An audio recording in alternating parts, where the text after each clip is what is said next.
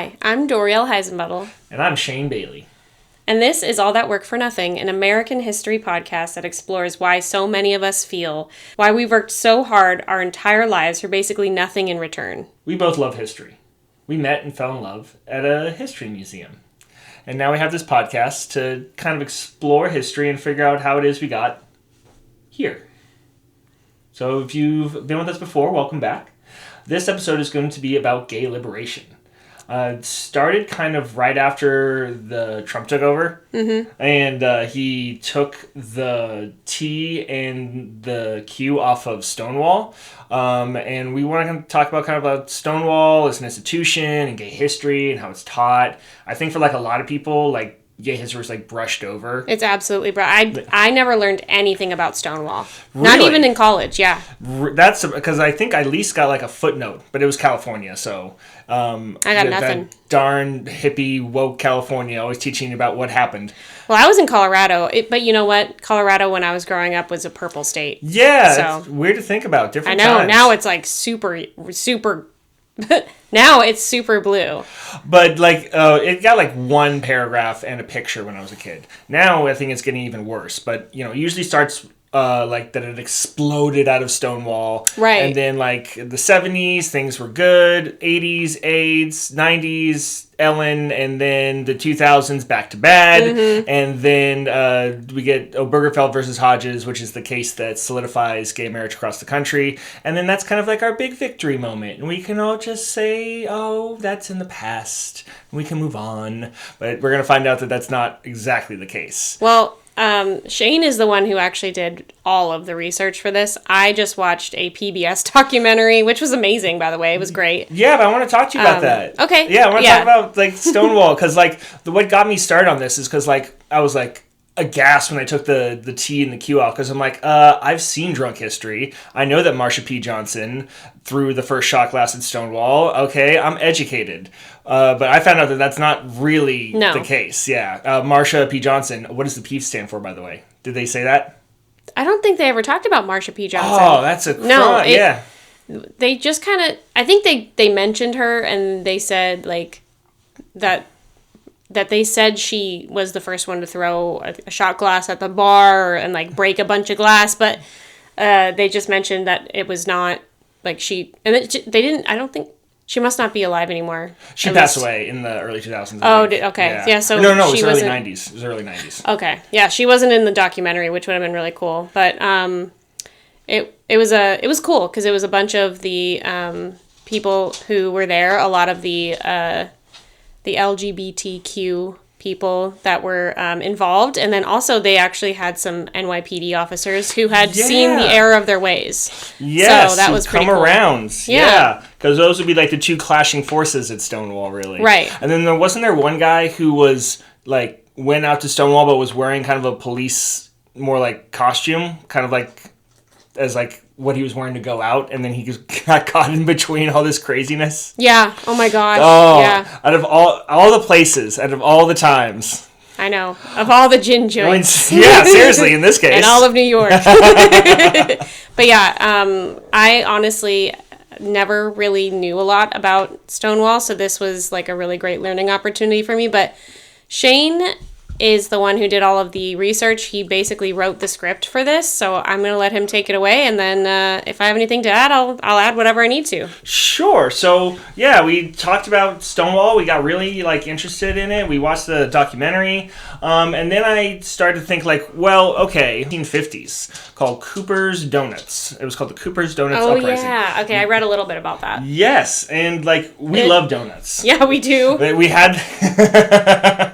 We had donuts instead of cake at our wedding. Yep. I've loved donuts since I was a little kid. Same. Like they are just to me the best pastry. I love them. Simple and delicious. When I heard a story that somebody in the LGBTQ community might have thrown a donut at a cop in the 1950s, oh my God, I had to jump on it. I yeah. had to jump on it. And I was so... Okay, then let's go ahead. So let's go back to the 1950s. L.A., noir, guys in hats and suits, and it's the end of the golden age, and dragnetting, dun dun dun dun. Ladies and gentlemen, story you are about to see is true. The names have been changed to protect the innocent.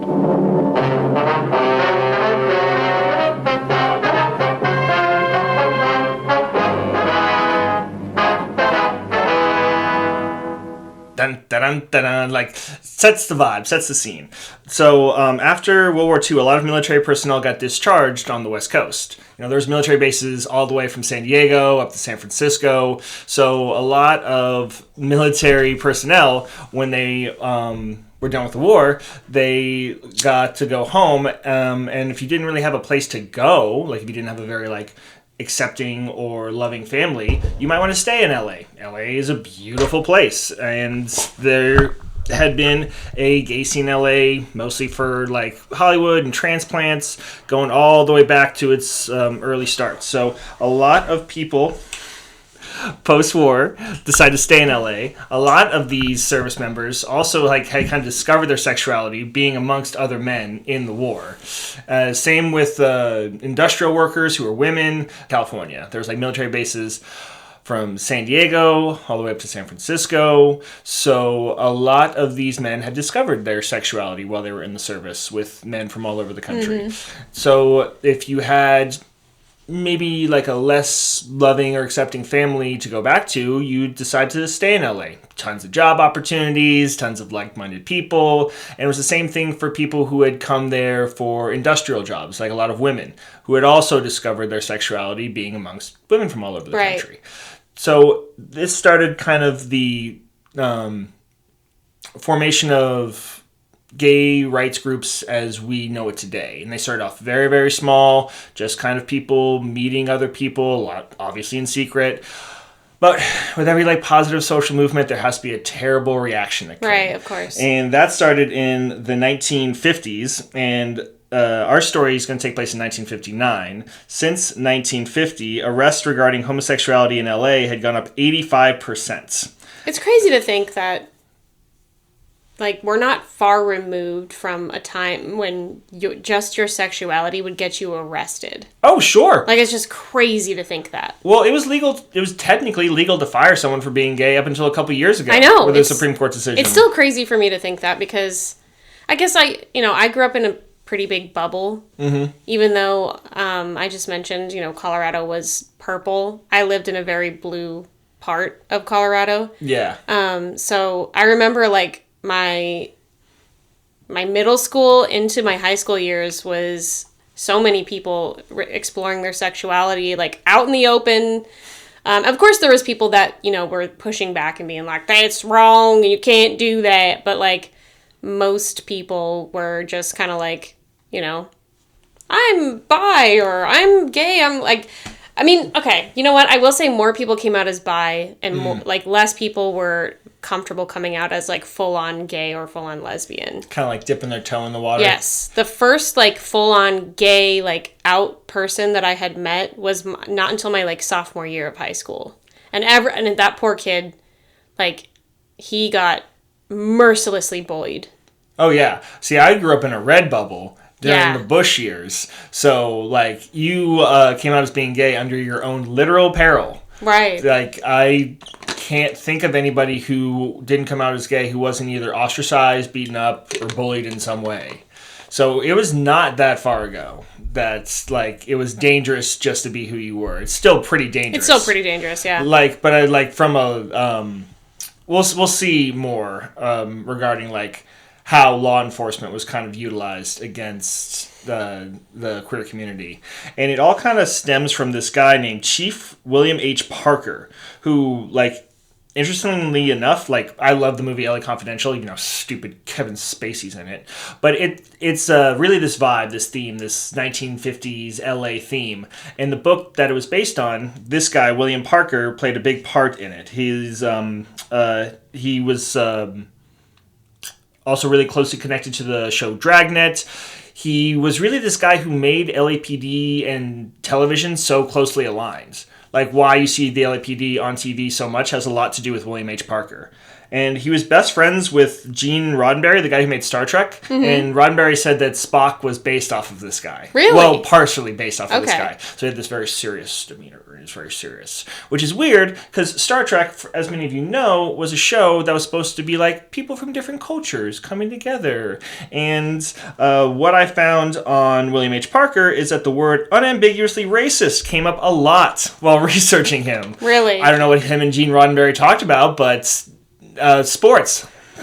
I bet that was it. The universal language, sports. But this gives you the idea of the environments queer people in LA were living in a complete sort of reactionary, retaliatory police state, really. Yeah. And our story for Cooper's Donuts is either in the spring of 1958 or 1959. Basically, a group of drag queens went to a coffee shop on what was called The Run. And The Run was a row of gay bars on South Main Street in LA. And they had to go to a donut shop because gender nonconforming people were kind of seen as a liability to gay bars because, you know... You could get arrested Yeah. for dressing. I saw a thing, one of the things that I saw on the documentary was the law, at least this was in New York, so it could be different in California. But the law in New York was if you were wearing more than 3 items of the opposite gender, you were immediately taken to jail. Yeah, jail. Yeah. Jail. Yeah. LA had similar ones. So Okay. if you were dressed or behaving in a way that didn't match your ID, then you would go to jail. And so on this night, a group of gender nonconforming folks who couldn't go to the gay bars were finding a safe third place at a donut shop late at night when some cops came in, started checking IDs, and when these people's IDs, when the gender on these citizens' IDs didn't match up to what they were wearing or how they were behaving, they were arrested and thrown to the back of a cop car. Now, they had 2 cops, 1 cop car, and they tried to stuff 5 people into the back of it. So somebody shouts out and complains. This is also when all the gay bars are emptying out. So people see these the 5 drag queens being stuffed into the back of a car. They start to throw stuff at the cops. They start to throw coffee cups and mugs and donuts, and the cops retreat. And then they come back later, shut down the entire block, and it's basically a riot going on. And this was supposed to happen 10 years before Stonewall. And I really, really wanted this story to be true. I did too. I told people at work about this story and was like, guys, this is a great story. Thinking it was an actual story, and then you burst my bubble and you're like, it probably didn't happen. And I was like, no! Imagine a bunch of drag queens throwing donuts at cops. Like, that would be the most amazing story. Yeah, would have been, and I love like clashing history because you associate gay rights movements so much with the 60s and the 70s. And so, like, in the height of the 1950s, in the Eisenhower administration, basically when America was trying to be its most straight, this rebellion happens, and donuts was the weapon of choice. This is why I love history. But no, it doesn't look like that it's the case. There are a few reasons why. So this story is based off of a novel written by a guy named John Recchi. And it's very it's a very autobiographical account, but the novel doesn't actually... It's called City of Night, and it's basically about his adventures being a Mexican-American citizen and a gay citizen going to different cities all across the United States in search of community. And it is a very influential and very popular book, but it never really mentions Cooper's Donuts. It kind of just talks about running from the cops and feeling unrest in LA during this time period. Yeah. And also, there was no contemporary sources that corroborate his account. He said that that's because, it was a gay story. LA papers didn't want to talk about it. But LA papers were famous about talking about the homosexual problem. And they had done it since the turn of the century. They would often print names and occupations of the accused, a lot of times ruining their lives. And even the kind of scandal rags at the time didn't print anything about it. And it definitely would have been in there. So, no backup sources. Oh, the LAPD, for their part, says that they would have purged any records from that time period. Thank you. So helpful. Yeah. Definitely what you want your police force to say. Yeah, we got rid of that stuff. Yeah. Yeah. Anyway, there also probably wasn't a Cooper's Donuts at that specific location, their community, and they reacted, right? Yeah. And it was kind of, it's a measure of solidarity that kind of enhances the event. So the only Cooper's Donuts that was close was a few blocks away, which doesn't seem like a lot, but then you realize that Cooper's Donuts was next to a Catholic church and a Union rescue mission, which at the time, didn't house gay youths, let's say. This held working class white men. So these are folks more likely to help the cops than to help the actual patrons of Cooper's Donuts. And Cooper's Donuts was kind of one of the reasons why this legend spread after Ritchie gave his story, was that there was rumors that Cooper's Donuts was kind of a haven for the gay community as a safe third place.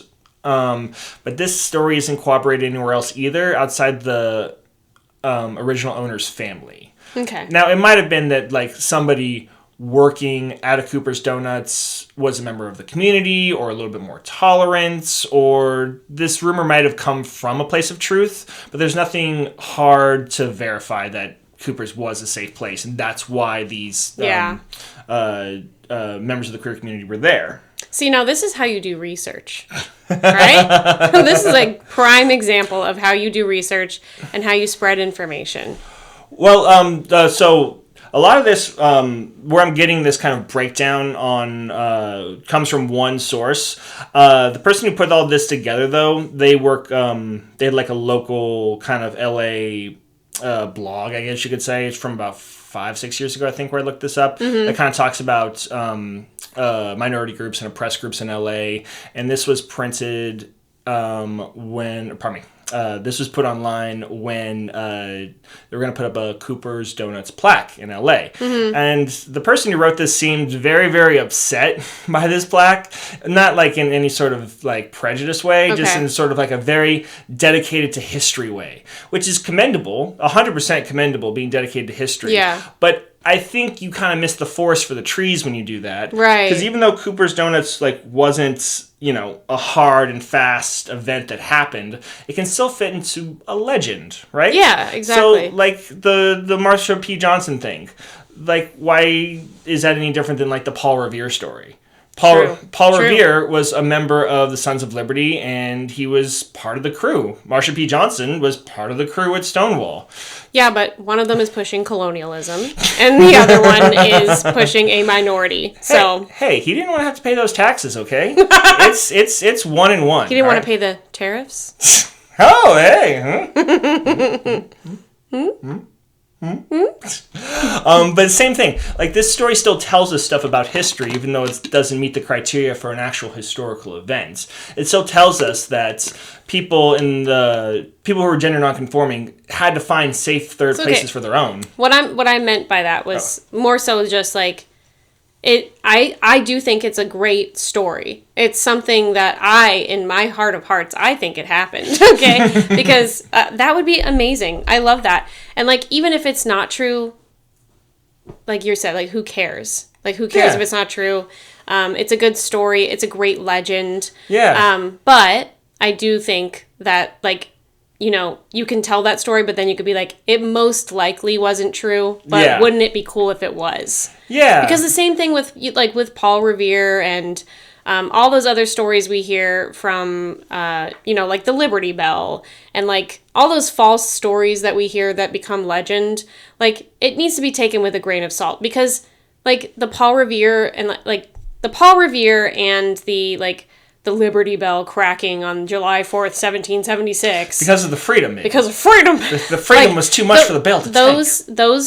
They push a certain narrative. Yes. You know what I mean? Yes. They push a certain narrative and they make you look at the United States as a whole in a different light and in a more nationalistic way. Yeah. So, you have to take things like that with a grain of salt. So, yes, while that is a great story and it's awesome if it was true, that would frickin' be amazing.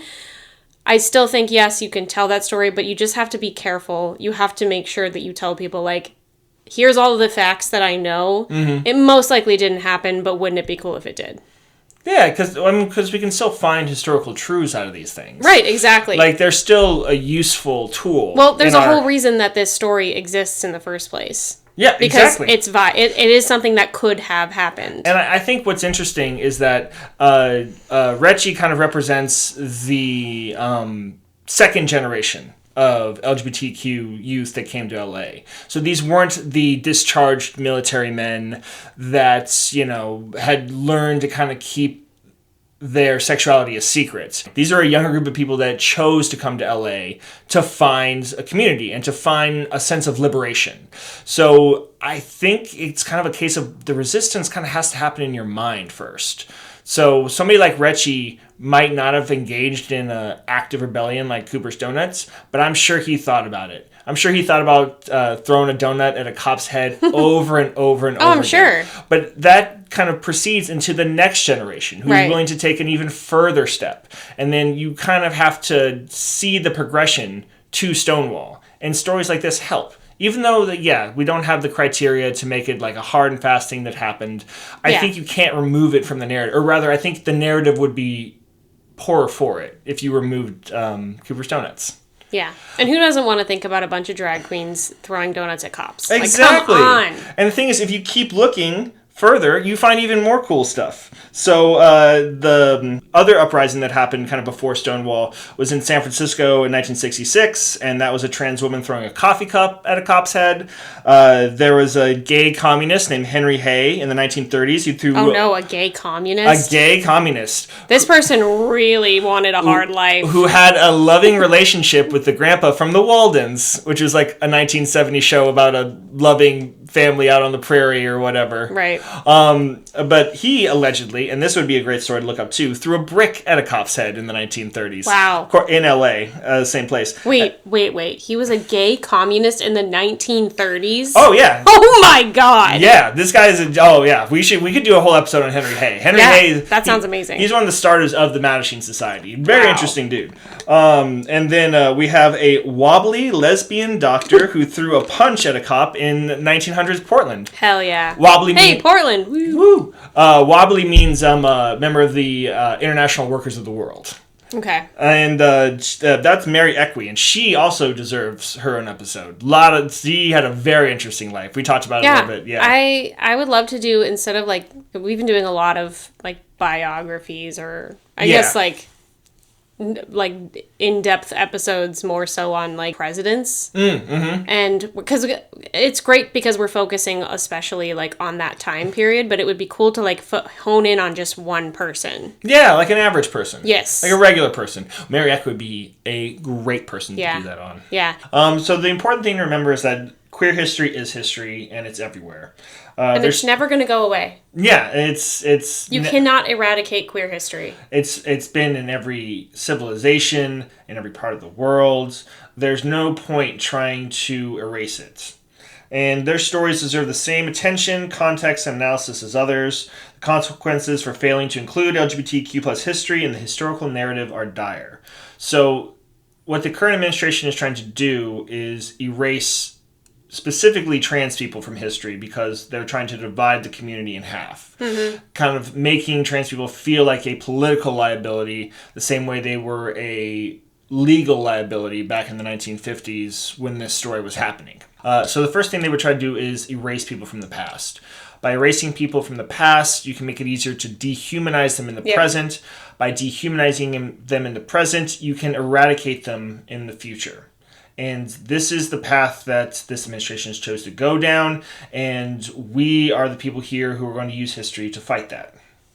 And if you don't believe us, I should say, when you don't believe us that the situation is dire and that these victories that have been won over decades are at risk of being turned around, and we're losing the grounds the community and allies have gained since Stonewall.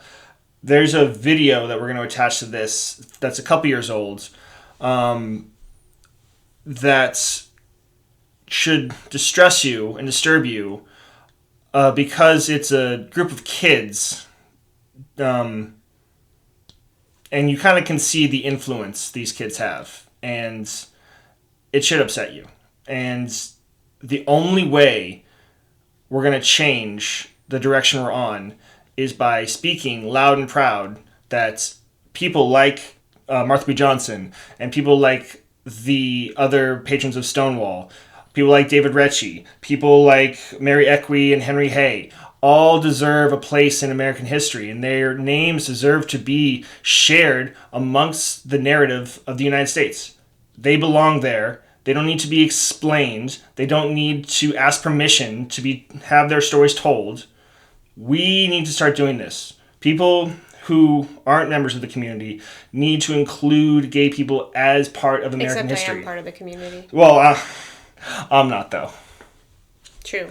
I'm just you an need ally. to be you need to allies, especially white cisgendered allies. Yes. That have already, because of their whiteness, already have that privilege, need to use it in a good way. And I think you're doing a great job. You did all of the work for this episode. And I really appreciate that. And also it was really great for me because I was able to watch that PBS documentary and learn a lot more about the community that I'm a part of. That was great. I liked that part of that documentary where the crowded Stonewall figured out that they could just go run around the block and go behind the cops. That was so and funny. It would push them away, and then they just go around the block again. They're just like... You can see that you could hear the Keystone Cop kind of like music playing in the background, and it was amazing to watch. I was just thinking of like... Yes. Yeah, that was a really good documentary, but also, what Shane is saying is completely correct. LGBTQ plus people have been around for a long time. They've been around since human beings have been a thing, and they've been around since we had decided to, because humans really like to label things, since the beginning of labeling what gender is and what that means specifically for certain types of people. We need boxes. Yeah. We are we are people that need to put things into categories because it helps our brain.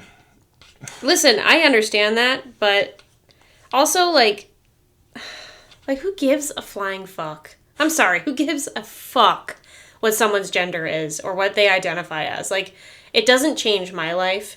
As long as they're being a good person, they're not hurting anybody, who gives a flying fuck what gender they decide that they are? I don't care as long I see them as a human being. But won't somebody please think of the children? Think of the children! Okay. Doyle, think of the children. Can you imagine growing up especially as a woman, growing up as a female, you are told things that you will never be able to achieve. You are told things that you'll never be able to do because you're a woman. Imagine if I would have grown up as a little girl being told that I can be whatever the fuck I want to be and not having any sort of barriers as far as my gender, and then growing up around people who don't conform to their gender to the gender that they're assigned at birth. It would have been so empowering for kids to see that and to be around that and to understand, I can be whatever the hell I want to be and I can do whatever the hell I want to do. That would be so empowering. And I wish I could have grown up in that environment. Unfortunately, I didn't. And I'm still healing from that trauma. We all are. Yeah. We all were kind of spoon-fed a narrative about who we had to be and what was expected of us. Right. And I think a lot of us are learning that that's not who we are. You know what I've kind of realized? We live in a society. Have you ever thought about, we live in a society that we're, humans, Homo sapiens, that, are experiencing, life in a society? Whoa! And, we're living in time? Yeah. And space? And you know that time is man-made, though? Whoa! Our philosopher bros.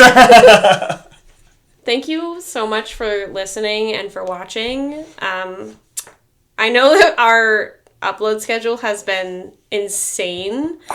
We really have been going through a lot in our personal lives this past month.